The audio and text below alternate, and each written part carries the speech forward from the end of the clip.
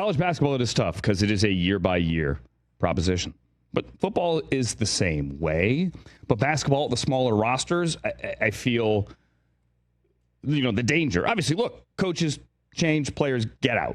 Happens all the time. Mm-hmm. But you see that radical teardown and need to rebuild on a year-by-year basis far more frequently these days in basketball than you do in football. But we've seen in football as well where teams can't field 22 or 53 or 90 for a bowl game. And you got to tap out of a bowl game. Free agency, which is what it is. It's free agency. Free agency during the playoffs or the bowl game simply does not work and cannot work. Can you imagine? Let's do the NFL corollary here. We always do this. Well, compare this to the NFL. Okay. Can you imagine if NFL free agency began during the postseason? Because that's what happens in college football. Yeah, no, you're right. What if Bengals didn't make the playoffs and the Bengals, let's say, didn't have the franchise tag? Bad example. Okay, let's say, help me out, Brockman. Give me a player who changed teams in free agency that they didn't make the playoffs. Like Sam Darnold changed teams, but they made the playoffs. Right. You know what I'm saying? Yeah, Milton Williams, the Eagles, obviously Super Bowl champ. A team.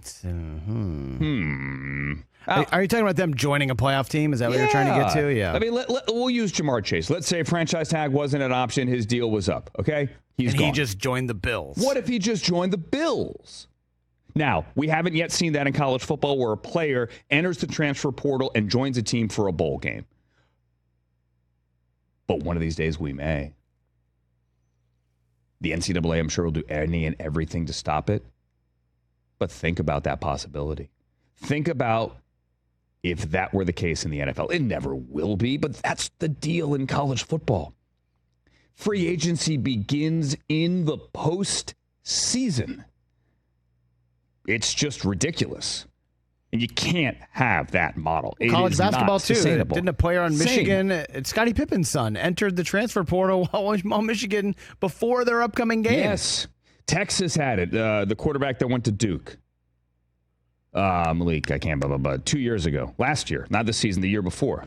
Left the team. And he said, I hate to do this, but I got to do this because I have this offer and this is the right move. Yeah, Malik Murphy, thank you, went to Duke. It was the right move. I got to do it, and this is the time. But I feel like I'm abandoning my team. Right. But, the deal is here. I got to take it. So, to me, that is not sustainable. Chip Kelly, who's obviously not back in the NFL with the Raiders, but he left UCLA last year and went to Ohio State. It worked out. They won the national championship. He flat out said, I'm done asking people for money. I don't want that life anymore. Right. I don't want to spend that much time fundraising. It isn't who I am, number one, and it's just tiresome. I don't want to do it. I don't blame him. Jeff Hafley went and became the Packers DC last year. He left the head coaching job at Boston College. He was an ACC head coach. Yeah, ACC is not the Big Ten. I realize it's not the SEC, but big school. He left a head coaching job to take the Packers DC job because he got sick of having to recruit kids after his spring game. All right, coach, we're out. You ask most college coaches these days, there is always a knock on their door from a player coming in saying basically, hey, I got a better offer. Should I stay? And they're like, you're third on the depth chart. I mean, I can't match that offer. If you'd like to stay.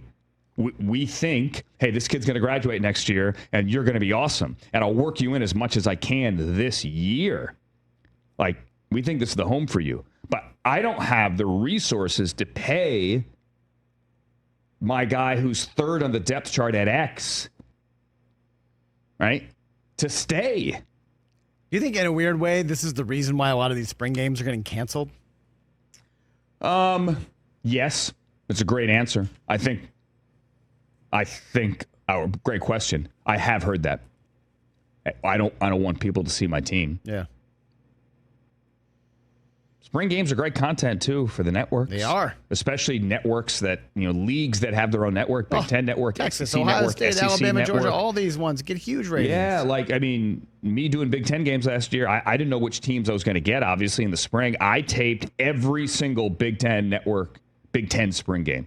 Every single one. Filled up my DVR. All right, because it's great content. Great. Why is Inside Training Camp Live the most watched show on NFL Network? NFL Network's best ratings, I can tell you, are in August for training camp and preseason games. Better ratings than any time during the year, even the playoffs. Playoffs are good, don't get me wrong. This is not, proprietary stuff here. When they sent out a press release, numbers are through the roof because football is back. The preseason games that keep re-airing and re-airing and re-airing and re-airing and re-airing, those get good numbers, relatively speaking. And the Inside Training Camp, there's a reason you do 10 hours of training camp coverage because people are so hungry for it. And college football is exactly the same way. Now, the difference in college football is the spring game, you're still 5 months, right? 4 months from the first game. The NFL, you're 3 weeks from the first game. You're 4, much different. Catch the Rich Eisen Show live weekdays from 12 to 3 p.m. Eastern on Roku Sports Channel in the U.S.